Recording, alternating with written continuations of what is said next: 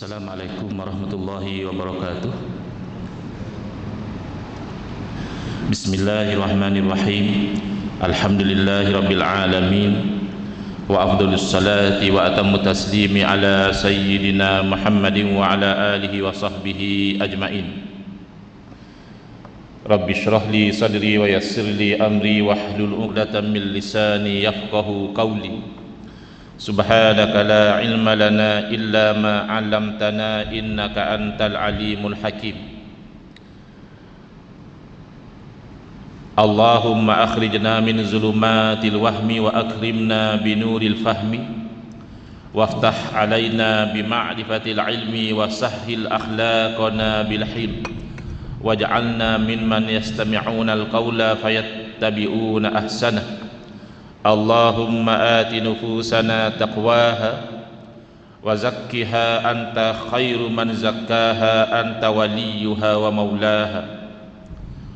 Allahumma arinal haqqa haqqan warzuqna ittiba'ah wa arinal batila batilan warzuqna ijtinabah. Allahumma anfa'na bima 'allamtana wa 'allimna ma yanfa'una wa zidna ilman wa huda. Amma ba'd. Alhamdulillah, muslimin, muslimat, hadirin hadirat yang saya hormati, moga-moga kita semua dirahmati dan diberkati oleh Allah Subhanahu wa taala dan dikurniakan oleh Allah Subhanahu wa taala kefahaman yang baik di dalam urusan agama. Sesuai dengan hadis Nabi sallallahu alaihi wasallam, baginda bersabda, "Man yuridillahu bihi khairan yufaqihu fid din." Barang siapa yang Allah SWT nakkan dengan dia itu kebaikan, nescaya Allah beri dia faham dalam perkara agama. Kefahaman yang paling penting dalam perkara agama adalah kefahaman akidah. Sehingga sebahagian ulama seperti Al-Imam Abu Hanifah rahimahullah ta'ala menamakan ilmu akidah ini, ilmu tauhid ini sebagai al-fiqhul akbar, kefahaman yang paling besar, yang paling agung. Kerana kalau tidak faham akidah, bukan saja boleh membawa kepada dosa besar, bahkan na'udzubillah min zalik, membawa kepada syirik dan kufur kepada Allah Subhanahu wa ta'ala. Jadi akidah kita diambil dari mana? Dalam bahasa Arab disebut istimdaduhu, ya.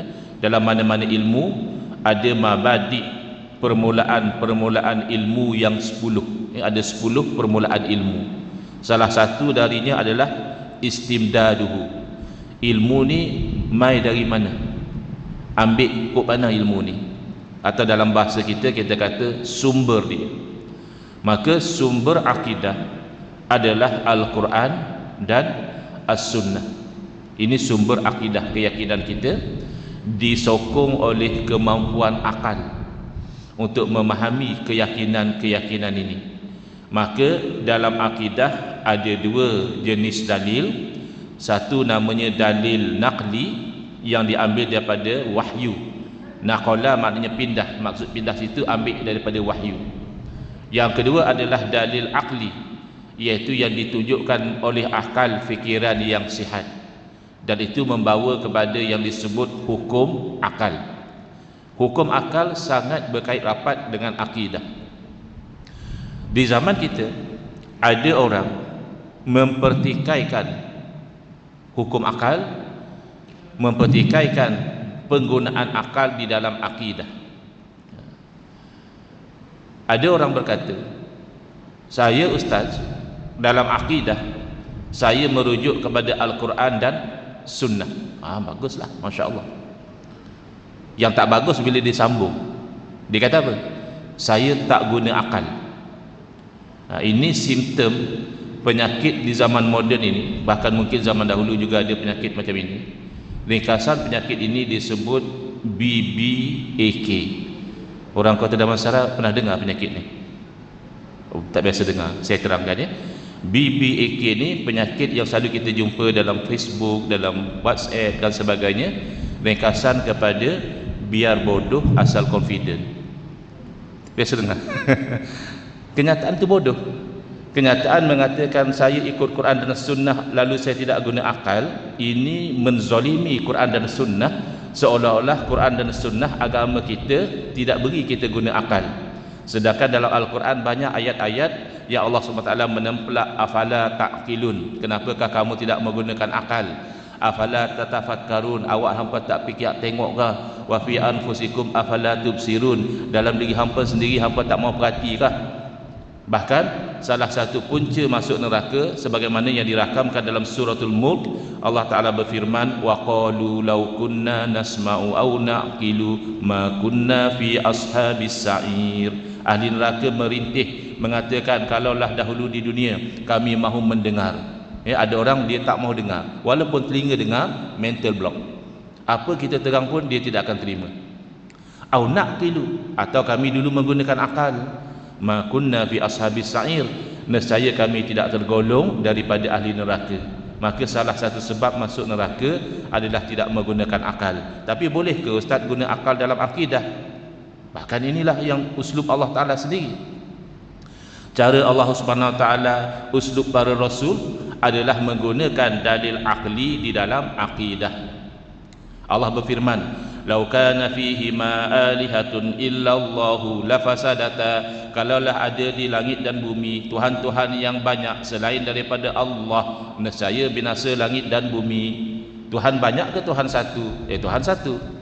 Kenapa Allah sendiri berfirman kalau Tuhan banyak? Berarti i'malul akli, membayangkan dengan akal sahaja.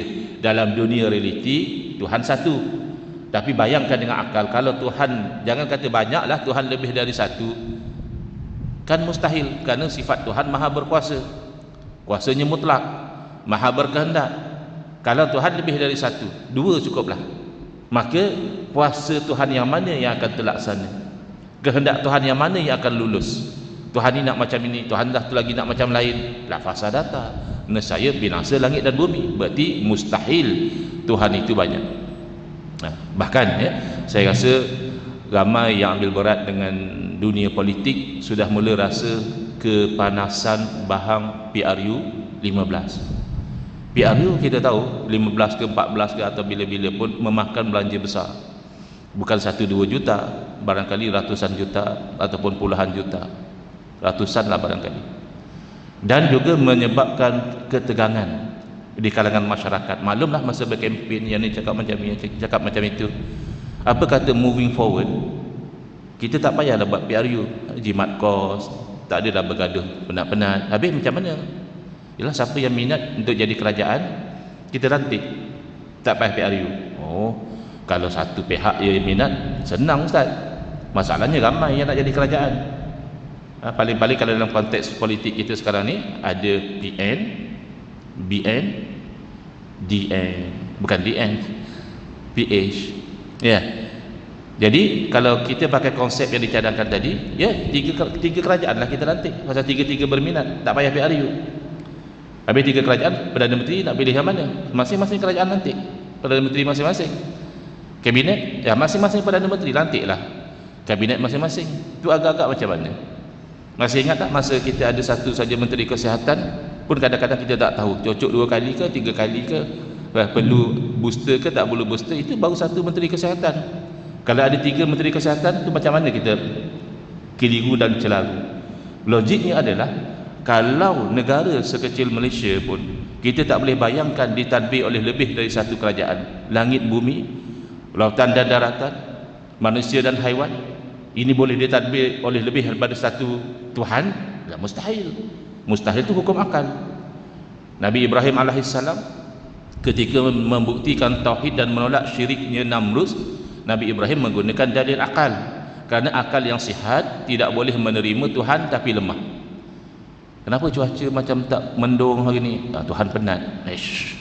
Tak mungkin Tuhan penat, Tuhan lupa, Tuhan sakit.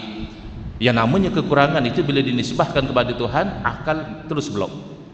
Kalau manusia ada kekurangan, itu biasa. Baik, jadi Nabi Ibrahim AS nak beritahu kepada Namrud, kamu mendakwa Tuhan itu batil kerana kamu lemah. Tuhan tak mungkin lemah. Makanya orang yang terima ayah pin Tuhan, akal tak berapa sihat. Karena ayah pin lemah. Tadi lemahnya ayah pin adalah dia kalau lapar, dia terpaksa makan. Dia tak boleh hidup kalau tak makan. Ayah pin kan orang jertih kan, jertih. Orang jertih biasa makan nasi, dia cicah budu. Makan apalah, makan pizza ke, makan nasi ke, makan apa, kan akan sakit perut, nak ke tandas. Adakah Tuhan macam itu? Makan nasi cicah budu, lepas tu pergi tandas? Tak mungkin. Ada satu orang lagi nama Harun dari Pahang, mengaku Tuhan juga, dia panggil dia Tuhan Harun. Lepas dia kena tangkap, lalu dia kena stroke. Boleh jadi tak Tuhan tapi kena stroke? Tak lama lepas tu kita baca dalam berita, mahkamah dapati Tuhan Harun bersalah. Ya ilaha illallah, Tuhan boleh didapati bersalah oleh mahkamah. Ya kalau mantan Perdana Menteri masih boleh terima, masih manusia kan. Tapi kalau Tuhan didapati bersalah oleh mahkamah, tak masuk akal. Ya, jadi Nabi Ibrahim nak beritahu kepada Namrud, mustahil kamu itu Tuhan kerana kamu lemah. Tuhan mesti berkuasa. Rabbiyalladzi yuhyi wa yumit. Tuhan saya itulah Tuhan sebenar, menghidup dan mematikan. Kamu tak mampu. Tapi Namrud sini ada penyakit BBAK tadi. Biar bodoh asal confident. Dia kata ana uhi wa umit. Aku juga boleh hidup dan matikan. Dia panggil dua orang, satu dia bunuh, satu dia lepaskan. Konon yang dia bunuh dia telah matikan, yang dilepaskan dia telah hidupkan. Padahal yang dilepas tu dah hidup lama, bukan dia yang hidupkan. Dia cuma tak bunuh orang tu saja. Kalau nak hidupkan dari tiada, seekor nyamuk pun Namrus tidak akan mampu hidupkan. Lalu Nabi Ibrahim AS membawa dalil akli yang lebih jelas. Nabi Ibrahim berkata kepada Namrus, fa inna allaha ya'ti bisyamsi minal masyriq. Allah Tuhan, Allah telah menerbitkan matahari dari timur. Kalau kamu ya benar-benar Tuhan, pasti kamu juga berkuasa. Fa'ti biha minal maghrib. Sila kamu terbitkan matahari dari barat. Memang tak boleh. Demikian Nabi kita, Nabi Muhammad SAW, baginda ketika mengajar hakikat tauhid, ada kalanya baginda menggunakan dalil akli. Ya, contoh Nabi SAW nak mengajar ini penting iaitu hakikat tauhid, apa sahaja yang wujud atau tak wujud, apa sahaja yang bergerak atau diam, apa sahaja yang hidup atau mati, sihat atau sakit, hakikatnya perbuatan Allah. Tidak akan keluar daripada kuasa Allah. Kerana kuasa Allah meliputi setiap yang mungkin. Mungkin satu orang tu ada anak, mungkin tak ada anak. Itu kuasa Allah. Bila ada anak, kuasa Allah. Bila tak ada anak, juga kuasa Allah. Baik. Jadi Nabi kita SAW nak mengajar hakikat ini berkaitan dengan penyakit. Lalu Nabi SAW bersabda, la adwa. Tidak ada jangkitan. Maksudnya hakikat tauhid. Dari segi syariat, ia ambil kira asbab. Kalau macam ni jadi macam ni, kalau jadi macam ni kan. Dalam hadis yang lain Nabi SAW memberitahu, kalau sebuah negeri diserang oleh wabak taun, yang belum masuk jangan masuk, yang dalam negeri jangan keluar. Ini namanya konsep kan kuarantin kan. Sebab dia dah ada di tempat jangkitan, mungkin dia sudah jadi carrier. Kalau dia keluar, dia akan meluaskan lagi kawasan rebakan. Kata tak ada jangkitan, ya ini hakikat tauhid. Yang tadi itu asbab syariat, kita kena ambil kira lah, sebab musabab, menolak mudarat dan sebagainya. Hakikat tauhid, racun tidak membunuh. Habis bolehlah kita minum racun? Ya haram. Kerana dari segi syariat ambil kira asbab. Dari segi tauhid kita yakin bahawa bukan racun yang mematikan, Allah yang mematikan. Jadi ada satu orang Arab Badawi, dia agak sukar nak faham hakikat tauhid ni. Macam mana pula tak ada jangkitan? Lalu dia bertanya, ya Rasulullah, macam mana tidak ada jangkitan sedangkan ada beberapa ekor unta yang sihat, yang melompat sana melompat sini. Masuk satu ekor unta yang berpenyakit, akhirnya yang sihat pun berpenyakit. Maklumlah Arab kampung. Tapi bagusnya Arab Badawi ni dia tak faham, dia tanya. Zaman kita sekarang setengah netizen, dia tak faham apa yang ustaz mengajar, dia kata ustaz sesat. Kan selalu kena macam tu, ustaz bodoh, ustaz sesat, ustaz gila, macam-macam ni. Mungkin kat page saya pun banyak yang macam tu ya. Tapi orang Arab Badawi ni dia tak faham, dia tanya. Lalu Rasulullah SAW membuka minda orang Arab Badawi untuk faham dengan dalil akli. Dengan satu soalan, Nabi SAW bertanya, faman a'dal awal.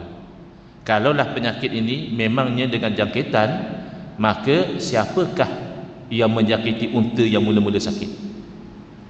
Kan mustahil kalau bersambung-sambung tak terhenti. Unta ini sakit, kerana berjangkit daripada unta ni daripada unta satu lagi, habis unta ni mesti berjangkit juga daripada unta mana? Kan bersama-sama tak putus-putus, tu mustahil. Cuma dalam kaedah ilmu tauhid diberi satu istilah namanya tasalsul. Tasalsul tak putus-putus itu mustahil. Lalu barulah Arab Badawi itu faham, oh kalau begitu memang hakikat penyakit daripada Allah. Maka inilah yang ulama kita tarik daripada Al-Quran dan As-Sunnah, lalu diajar dalam satu ilmu yang di tempat kita ni popular dengan nama ilmu Tauhid Sifat 20. Dan ini perlu diajarkan di masjid-masjid sekurang-kurangnya sebulan sekali, sebab ini asas. Ini yang mengajarkan dalil nakli dan akli. Tapi ada orang kata tak boleh Ustaz, belajar Tauhid Sifat 20 ni ilmu bid'ah, tak ada di zaman Nabi SAW. Sudahlah bid'ah. Ilmu ini sebenarnya diambil daripada ahli falsafah Yunani. Ini ilmu orang kafir. Kita kalau nak belajar Tauhid, ya Quran Sunnah, bukannya ambil ilmu orang kafir. Baik, pertama dia kata ilmu ini adalah bid'ah, berarti baru. Tak betul. Yang betul adalah penyusunan ilmu ini baru. Ya, di zaman Nabi sallallahu alaihi wasallam tak ada disusun oleh Nabi atau sahabat sifat Allah Ta'ala yang wajib ada 20. Pertama wujud, kedua kidam, ketiga baqa'. Ya tak adalah penyusunan macam itu. Tapi adakah di zaman Nabi SAW umat Islam tak percaya Allah wujud?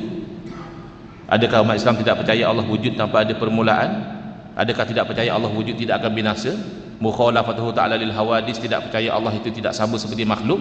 Qiyamuhu ta'ala binafsih, tidak percaya bahawa Allah tidak berhajat kepada yang lain. Wahdaniyah, bahawa orang dahulu tidak percaya bahawa Allah Maha Esa. Hayah, tidak percaya bahawa Allah hidup. Ilmu, tidak percaya bahawa Allah itu berilmu. Tidak. Yang bid'ahnya hanya penyusunan. Penyusunan bid'ah tak ada masalah. Kita belajar rukun sembahyang 13 perkara. Pertama niat, kedua berdiri betul bagi yang mampu, ketiga membaca ketiga takbiratul ihram, keempat dan seterusnya. Ada ke zaman Nabi orang belajar begitu, rukun sembahyang 13 perkara? Nabi ajar mudah saja, sallu kama raaitumuni usalli. Tapi adakah zaman Nabi orang sembahyang tidak berdiri? Orang sembahyang tidak takbir? Orang sembahyang tidak baca Fatihah? Ya, isinya ada. Ilmu hadis juga bid'ah. Mutawatir, ahad, masyhur, sahih, dhaif, hasan, munqati', mu'dal, mursal, ini semua tidak ada zaman Nabi SAW. Tapi adakah zaman Nabi orang tidak ambil berat tentang hadis Nabi, tidak nak pastikan ini memang benar daripada Nabi SAW? Maka penyusunan yang bid'ah tidak menjejaskan kebenaran sesuatu ilmu. Bahkan yang menolak ilmu Tauhid Sifat 20 ni, dia kata sepatutnya kita belajar Tauhid 3. Tauhid 3 ada ke zaman Nabi? Ada ke Nabi SAW ajar Tauhid terbagi 3? Pertama rububiyah, kedua uluhiyah, ketiga asma' wa sifat? Tak ada juga. Yang kita takut, yang kita bimbang adalah kalau isinya bid'ah. Kerana bid'ah dalam akidah tidak ada hasanah. Yang ulama cerita bid'ah terbahagi 2, ada yang terpuji, ada yang terkeji. Kalau selari dengan ajaran Nabi itu terpuji, kalau bercanggah dengan ajaran Nabi itu terkeji. Itu tidak terpakai dalam akidah. Kenapa? Kerana bid'ah berarti baru. Bid'ah dalam akidah berarti akidah kita tak sama macam akidah Nabi sallallahu alaihi wasallam. Kalau akidah kita sama, orang tak panggil baru. Kan akidah tak berubah. Semenjak daripada zaman Nabi Adam alaihissalam sampai kiamat, yang namanya orang mukmin wajib beriman Allah wujud, wujud tanpa ada permulaan dan seterusnya. Tak berubah. Tiba-tiba kita bid'ah dalam akidah. Paling common, hukumnya haram, berdosa besar, wajib bertaubat kepada akidah yang betul. Lebih parah, ada sebahagian bid'ah dalam akidah membawa kepada kufur. Tapi kalau kata sifat 20 daripada falsafah Yunani, ini tak betul. Tanyalah yang orang yang mendakwa tu, ahli falsafah Yunani nama apa? Dalam kitab mana mengajar sifat 20? Kalau betul lah ada satu orang ahli falsafah Yunani, dia yakin dan dia mengajar bahawa Allah itu wujud tanpa ada permulaan, tanpa ada perakhiran, tak sama seperti makhluk, tidak berhajat kepada makhluk, Maha Esa, yang maha hidup, yang maha mengetahui, yang maha melihat, yang maha mendengar, yang maha berkata-kata. Berarti orang falsafah Yunani itu orang mukmin. Kena kata dia kafir lagi, sudah dia beriman begitu. Habis hakikatnya tak ada. Baik, yang kita bimbang adalah bid'ah dalam akidah, dan itu berlaku dalam Tauhid 3. Minta maaf kalau ada yang minat Tauhid 3, bukan semua Tauhid 3 itu salah. Ya, ada perkara-perkara dalam Tauhid 3 itu benar. wajib kita terima. Tapi ada elemen bid'ah dalam tauhid 3 yang saya nak fokus pada pagi ini, tauhid rububiyah. Tauhid uluhiyah. Apa makna uluhiyah? Dia diambil daripada perkataan ilah. Apa makna ilah? Ya Tuhan. La ilaha illallah. Ilah tu bermakna Tuhan. Apa maksud tauhid uluhiyah? Tauhid itu mengesakan. Maksud tauhid uluhiyah adalah kita mengesakan Allah sebagai Tuhan yang disembah. Apa makna mengesakan Allah sebagai Tuhan yang disembah? Jangan sembah lain daripada Allah. Syirik. Haram, bahkan syirik sembah lain daripada Allah. Ini konsep yang benar, yang wajib diimani oleh semua orang Islam, tak boleh tolak. Jangan kata sembah batu, sembah kayu, sembah pokok. Ya, sembah Nabi pun hukumnya haram dan syirik. Padahal Nabi makhluk yang mulia. Sembah malaikat pun haram dan syirik, walaupun malaikat makhluk yang mulia. La ya'sunallaha ma amarahum. Malaikat tidak pernah mendahaka kepada Allah, pun kalau dijadikan sembahan haram dan syirik. Baik. Tapi ada bid'ah dalam tauhid 3. Bid'ahnya di mana? Bid'ah dalam tauhid uluhiyah adalah mempertikaikan amalan tawassul, menyempitkan amalan tabarruk, dan mensyirikkan amalan istighatsah. Baik. Tawassul apa dia? Tawassul dari perkataan bahasa Arab tawassala, yatawassalu, tawassulat, mengambil sesuatu sebagai wasilah. Tawassul yang kita maksudkan ini spesifik, iaitu menyebut sesuatu yang mulia di dalam doa dengan niat moga-moga dengan itu Allah perkenankan doa. Ya?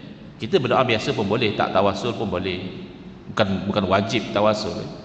Tapi ada orang kata tawassul itu haram. Yang mana? Kalau tawassul menyebut sesuatu yang mulia itu adalah nama Allah, sepakat. Ini boleh. Misalnya kita nak rezeki, boleh saja kata ya Allah urzukna. Wahai Allah, berilah rezeki kepada kami. Rizqan halalan thayyiban wasi'an. Ikutlah, boleh. Itu tak tawassul. Tawassul dengan nama Allah macam mana? Ya Razzaq. Wahai yang maha pemberi rezeki, urzukna rizqan wasi'an halalan thayyiba. Itu namanya tawassul dengan nama Allah, tak ada isu. Lagi tawassul dengan menyebut perkara yang mulia, menyebut amal soleh. Macam mana? Ya Allah, satu masa dahulu masa saya bekerja sebagai pegawai, ada orang tawarkan rasuah RM50,000. Ya Allah, Engkau maha mengetahui saya sangat teringin untuk menerima rasuah tersebut, tapi kerana bimbang akan murka-Mu ya Allah, saya tolak. Kalau itu amal soleh di sisi-Mu ya Allah, sembuhkanlah penyakit yang sedang menimpa ku ini. Sebab amal soleh bukan hanya buat benda baik, menghalang diri pada buat benda haram juga amal soleh. Itu tawassul dengan amal soleh macam itu juga tidak ada isu. Mula ada isu adalah bila melibatkan tawassul dengan orang soleh. Itu pun bergantung. Kalau orang-orang yang sangat jahil, dia kata mujarad kita tawassul dengan orang soleh itu sudah haram. Kenapa? Kerana orang soleh itu makhluk Allah. Tawassul dengan orang soleh berarti kita menjadikan makhluk sebagai perantaraan dalam berdoa. Ini syirik kata dia. Tak betul. Kalau kamu kata menjadikan makhluk sebagai perantaraan itu syirik, amal soleh juga makhluk. Kamu kata boleh tawassul dengan amal soleh. Amal soleh itu makhluk.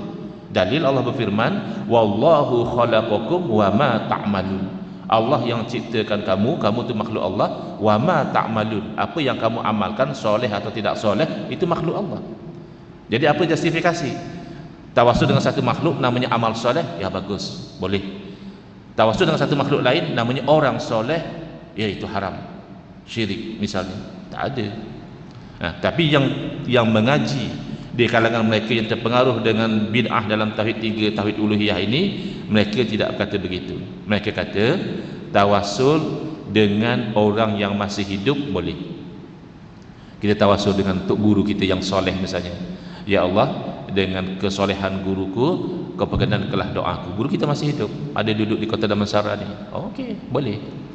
Tapi kata dia, kalau tawassul dengan orang soleh yang telah meninggal dunia, ya Allah, dengan kemuliaan Syekh Abdul Qadir Jailani. Syekh Abdul Qadir Jailani dah meninggal dunia. Ya Allah, dengan kealiman Imam Syafi'i, bukalah dadaku untuk menuntut ilmu. Imam Syafi'i sudah meninggal dunia.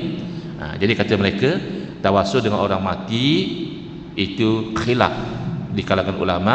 Yang rajih, yang kuat, ianya adalah haram. Ini adalah batil. Ini dakwaan batil. Pertama, bukan khilaf, kerana telah ijma' ulama, tidak kurang daripada 700 tahun lebih tidak ada satu ulama yang mengharamkan tawassul dengan orang soleh hidup atau mati. Kerana tawassul hanya sebut benda yang mulia. Adakah mulia orang itu berhenti bila dia mati? Nabi SAW sendiri yang ajar doa tawassul. Tawassul dengan siapa? Dengan baginda. Oh, itu masa baginda hidup, bolehlah. Iya ke? Nabi SAW hanya mulia ketika baginda hidup? Bila baginda wafat sudah hilang kemuliaan? Ya, tak mungkin. Bahkan kalau kita nak faham agama, eloknya dengan kefahaman salaf. Sebab salaf ni anak murid Nabi, atau anak murid kepada anak murid Nabi, ya. Salaf yang paling salaf sahabat Nabi. Sahabat Nabi bernama Utsman bin Hunayf radhiyallahu taala anhu mengajar doa tawassul supaya diamalkan oleh seorang lelaki di zaman Sayyidina Utsman bin Affan radhiyallahu anhu menjadi khalifah. Berarti lepas lama Nabi wafat, sahabat kata okey, tawassul dengan Nabi tak ada masalah, tak ada beza. Nabi hidup atau wafat mulia di sisi Allah. Baik. Jadi ada orang kata, oh bolehlah macam tu tawassul dengan orang yang fasik. Tidak. Kerana tawassul itu kerana kemuliaan. Orang fasik tidak mulia di sisi Allah. Baik. Kemudian yang ketiga, yang kedua adalah tabarruk. Tabarruk biasanya yang mengaji di kalangan orang yang keliru ini, dia kata tabarruk dengan Nabi sallallahu alaihi wasallam dengan peninggalan Nabi itu boleh. Kerana dalil tabarruk jelas. Mana kalau kita ada dapat rambut Nabi sallallahu alaihi wasallam, boleh kita ambil berkat. Kita dapat misalnya selimut Nabi ke, kita boleh ambil berkat. Cuma isunya memang betulkah rambut Nabi, itu isu lain. Ini memang betul ke selimut Nabi lain macam je ni, itu cerita lain lah. Tapi kalau memang benar itu rambut Nabi SAW, itu baju Nabi SAW, boleh ambil berkat. Antara kejadian ambil berkat zaman Nabi SAW, bila Nabi berwuduk, sahabat tadah air wuduk Nabi, sapu ke muka dan ke badan, tabarrukan. Kalau haram atau syirik, pasti Nabi larang. Kemudian dalam Al-Quran sendiri, Nabi Ya'qub alaihissalam, seorang Rasul, bila diuji dengan sakit mata, padahal yang menyembuhkan penyakit Allah, boleh saja minta direct dengan Allah. Tapi apa yang berlaku, diusap baju seorang Rasul yang lain, iaitu anak kandung baginda sendiri, Nabi Yusuf alaihissalam, ke muka, lalu sembuh. Itu namanya tabarruk. Yang sembuhkan tetap Allah juga. Tapi apa cerita sapu dengan baju, ambil berkat dengan baju seorang Nabi yang soleh. Baik. Kemudian Sayyidina Khalid bin Al-Walid radhiyallahu anhu, bila Nabi SAW bila tahallul, cukur rambut haji atau umrah, Nabi edarkan, beritahu pada sahabat ni, rambut saya ni bagi-bagi untuk apa? Adakah rambut boleh dimakan, boleh dipakai? Untuk tabarruk. Jadi Sayyidina Khalid bin Al-Walid letak 3 helai dalam kain serban, dan Sayyidina Khalid beritahu pada orang ramai, semenjak beliau letakkan 3 helai rambut Nabi SAW dalam kain serban beliau, senantiasa Allah beri kemenangan di dalam peperangan. Baik, yang beri kemenangan Allah atau rambut? Ya Allah. Habis apa cerita letak rambut dalam kain serban? Tabarruk, ambil berkat. Jadi mereka kata boleh ambil berkat dengan kesan Nabi SAW dan kesan Nabi sahaja. Di sisi kita ahli sunnah wal jamaah, oleh kerana ambil berkat ini daripada satu-satu kebaikan, ambil berkat dengan kesan Nabi SAW boleh, ambil berkat dengan kesan orang-orang soleh selain daripada Nabi juga boleh. Ambil berkat dengan pedang sahabat misalnya, ambil berkat dengan baju ulama misalnya, boleh di sisi ahli sunnah wal jamaah. Tapi dikatakan haram oleh golongan yang terpengaruh dengan bid'ah tauhid 3. Baik, yang ketiga dan yang terakhir, dan ini yang paling serius, dan ini yang membawa kepada ekstremisme di dalam beragama, iaitu istighatsah. Apa dia istighatsah? Istighatsah daripada istaghatha yastaghithu ay talabul ghaus, minta pertolongan. Lebih kurang dengan isti'anah. Kan kita dalam Fatihah kita baca apa? Iyyaka na'budu wa iyyaka nasta'in. Nasta'in itu isti'anah, minta tolong. Jadi istighatsah lebih kurang isti'anah, minta tolong. Baik. Minta tolong apa cerita? Minta tolong ada yang boleh, yang dibenarkan, bahkan ada yang dituntut, kita itu minta tolong dalam syariat, dan ada yang haram, bahkan syirik. Ada yang haram dan syirik. Baik. Minta tolong yang dituntut, yang kita disuruh minta tolong itu, pertama minta tolong dengan Allah. Idza sta'anta fasta'in billah, kata Nabi SAW. Bila kamu minta tolong, maka minta tolonglah dengan Allah. Jadi minta tolong dengan Allah tu dituntut, bukan saja dibolehkan, disuruh kita minta tolong dengan Allah Subhanahu Wa Taala. Dan antara minta tolong yang disuruh adalah minta tolong dalam perkara-perkara kebaikan. Wa ta'awanu 'alal birri wat taqwa. Tolong menolonglah dalam perkara-perkara yang baik dan takwa. Wala ta'awanu 'alal ismi wal 'udwan. Jangan tolong menolong dalam perkara yang dosa dan melakukan perkara-perkara yang melampau. Baik. Minta tolong dengan makhluk boleh tak? Kan kita kata hanya akan Dikau kami sembah dan hanya akan Dikau kami minta tolong. Minta tolong dengan makhluk, dengan manusia kah, ya, dengan siapakah, boleh tak? Jawabnya boleh dan tak boleh. Maknanya ada yang dibenarkan oleh syarak, ada yang diharamkan, bahkan boleh jadi syirik minta tolong dengan makhluk. Baik. Yang mana boleh, yang mana tak boleh. Di situ masuk bid'ah di dalam konsep tauhid uluhiyah di sisi ahli sunnah wal jamaah.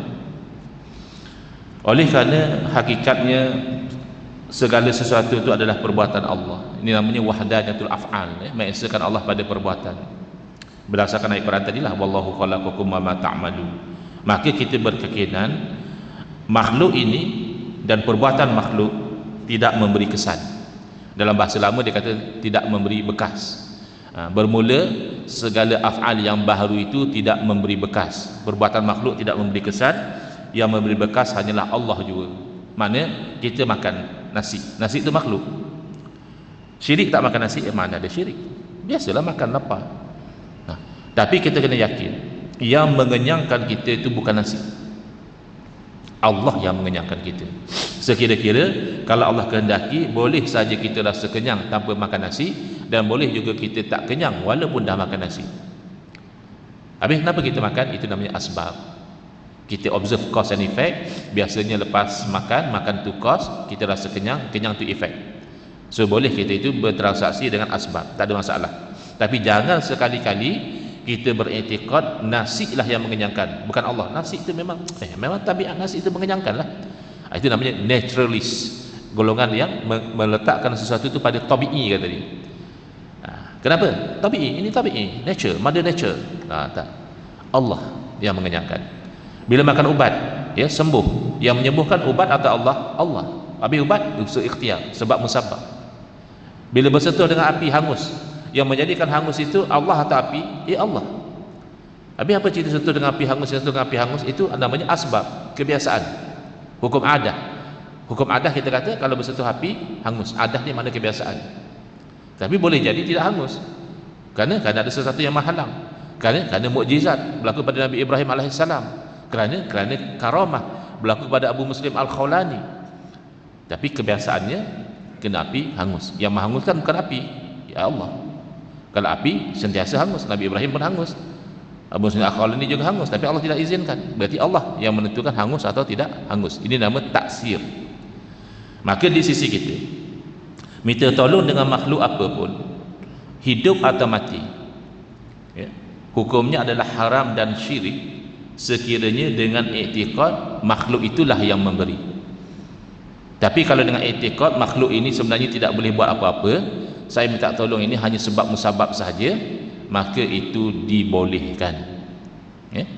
Di sisi golongan yang mempertahankan tauhid uluhiyah secara keliru, kata dia tak betul. Yang betul macam ini, minta tolong dengan makhluk yang masih hidup boleh. Minta tolong dengan makhluk yang telah meninggal dunia, Rasulullah kah, wali Allah kah, ulama yang soleh kah, haram dan syirik. Kita kata kenapa? Kan sama-sama makhluk. Oh, sebab dia kata orang hidup boleh tolong, orang mati tak boleh tolong, maka minta tolong orang mati itu syirik. Oh, kalau nak kira minta tolong orang yang tak boleh tolong tu syirik, orang hidup pun ramai tak boleh tolong kita. Saya pasti ada antara tuan-tuan ni pernah minta tolong dengan seseorang, dia kata minta maaf saya tak mampu nak tolong. Adakah syirik? Ya tidak. Kemudian mereka kena faham makna syirik adalah menuhankan selain daripada Allah. Menuhankan Allah itu tauhid. Menuhankan selain daripada Allah, walau nabi, walau malaikat, itu adalah syirik.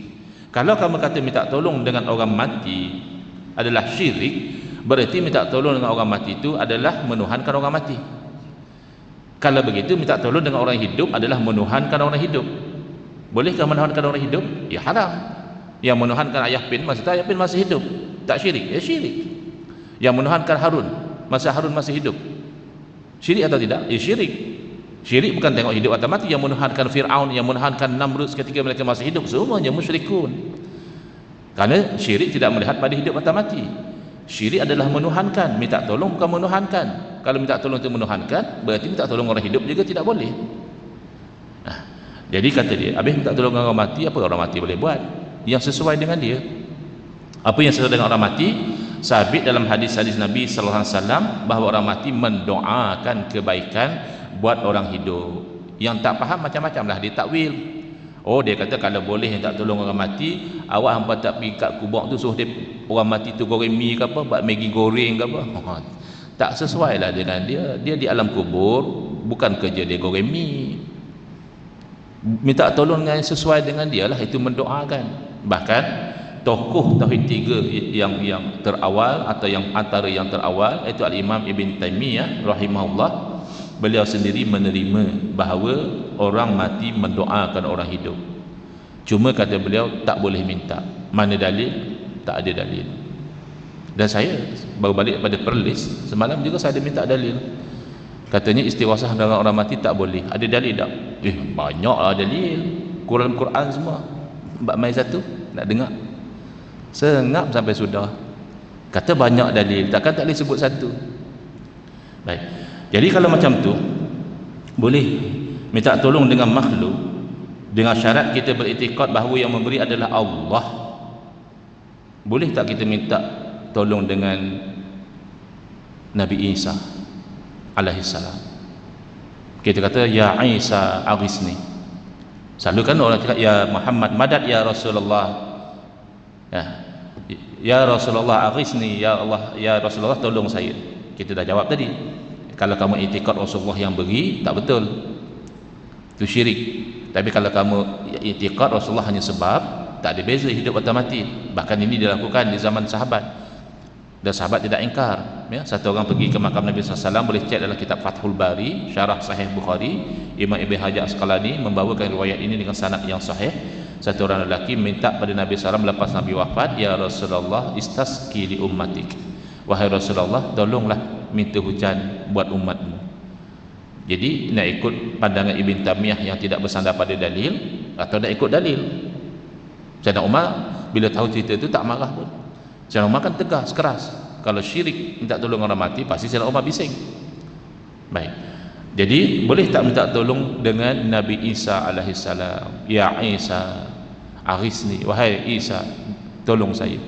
Jawapannya depends. Tengok, kalau kamu minta tolong kepada Nabi Isa alaihissalam dengan i'tikad bahawa Nabi Isa itu adalah anak Tuhan atau Tuhan, itu adalah haram, bahkan syirik akbar, jadi kafir. Minta tolong dengan Nabi Isa dengan i'tikad macam itu jadi kafir ya.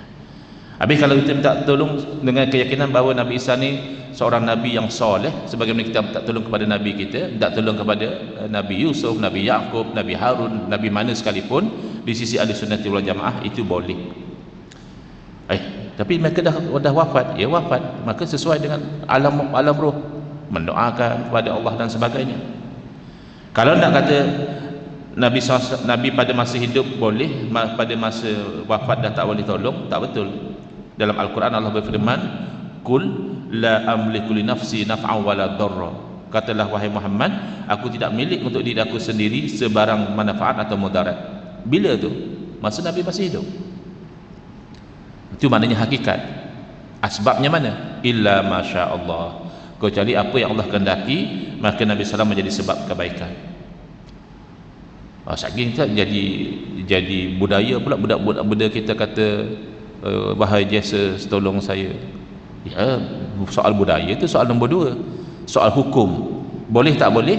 Kalau dengan i'tikad Nabi Isa itu adalah Tuhan, haram dan syirik. Kalau dengan i'tikad bahawa Nabi Isa adalah insan yang soleh, boleh. Dan ketika Nabi Isa alaihissalam dengan pengikut-pengikut beliau, banyak pengikut minta tolong, minta itu, minta ini. Antaranya direkam dalam Al-Quran, ya Isa hal yastati rabbuka ay yunazzila minas sama'i ma'idatan, ataupun yunazzila alaina ma'idatan minas sama.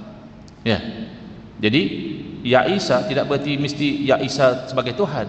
Ya Isa sebagai manusia, sebagai Rasul yang saleh boleh. Tapi itu okeylah, Nabi Isa masih hidup, minta tolong orang mati itu kan syirik. Siapa kata Nabi Isa dah mati? Iktikad kita Ahlussunnah wal Jamaah, Nabi Isa alaihissalam masih hidup, cuma tidak di bumi ini. Jadi kalau kamu berpegang dengan konsep minta tolong dengan orang mati itu syirik sekalipun, dalam kes Nabi Isa alaihissalam, bagi dia tidak mati, belum mati lagi, belum wafat lagi. Kalau kaedah dia minta tolong dengan makhluk tu boleh, asalkan kita beriktikad bahawa yang memberi adalah Allah, bolehlah kita isti'anah dengan pokok, minta tolong dengan pokok, boleh ya? Tapi dengan syarat kamu yakin bahawa yang memberi adalah Allah, bukan pokok. Lalu dia pergi kat pokok, wahai pokok, tolonglah saya. Tak syirik ke lagu tu? Ini masalah orang yang literalis, faham literal. Kan ada satu kartun saya tengok, cikgu bagi arahan, murid-murid masukkan baju dalam seluar. Okeylah, lepas dia cikgu bagi arahan tu, semua elok kemas lah. Tak ada lah berserabai baju terkeluar, baju semua ta'in. Seorang tak ada baju. Cikgu tanya, kan cikgu suruh letak baju dalam seluar. Rupanya dia buka baju buh dalam seluar. Seluar dia kembung lah. Itu namanya golongan literalis. Bila kata-kata al-isti'anatu bil asjar itu boleh, ya, ambil pertolongan daripada pokok-pokok ni boleh, dengan syarat kamu i'tikad yang menolong adalah Allah, bukan pokok. Bukan suruh hampi minta dengan pokok, pokok tolong buat saya ni, bukan. Isti'anah dengan pokok tu ambil faedah daripada pokok tu sesuai dengan nature pokok.